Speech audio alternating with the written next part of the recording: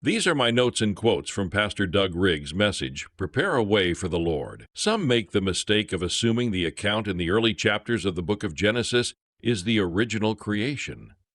However, as Doug explains, this is the restoration of the world that followed its annihilation and destruction due to the fall of Lucifer and the angels who rebelled with him. If you look at our solar system, you should ask the obvious question, why is planet Earth so beautiful and full of life when all the other planets are devastated and dead? We clearly see the judgment of God in the scars of a horrendous and unimaginable demolition. Clearly, the universe existed far longer than 6,000 years. The original creation of the earth was before the event that we see mentioned in Genesis 1 verse 2. The beginning is found in John 1 verse 1. The beginning of all things is God. So, we see there is more than one beginning. In this message, though not contemporaneous with the last series I posted, we continue the theme, What is man, that you are mindful of him?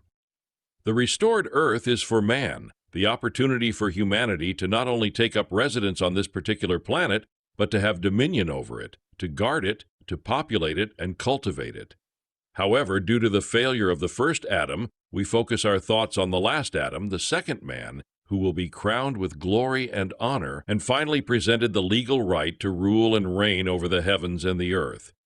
Jesus individually attained to this, but the process of the corporate Christ is ongoing. Prior to the first advent, there was a man sent from God. His name was John.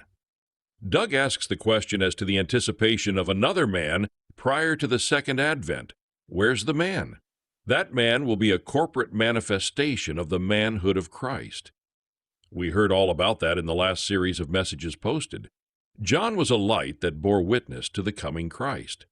That light must have a corresponding realization in the church prior to the rapture. There must be a conclusion, a consummate revelation of Jesus Christ in the church to the angels, to Israel, to prepare Israel, to provoke them to jealousy, so there'll be 144,000 from the 12 tribes of Israel sealed.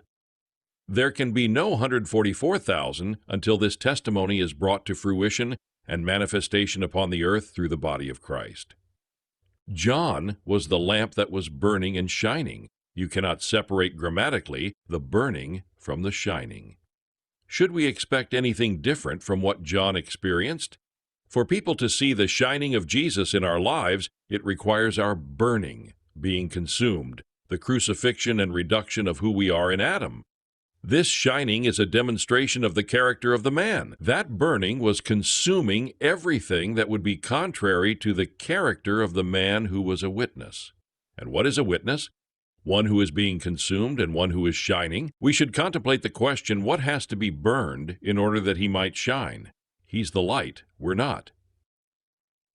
For the church to be that man which is sent from God, it results and prepares the way for the Word to become flesh.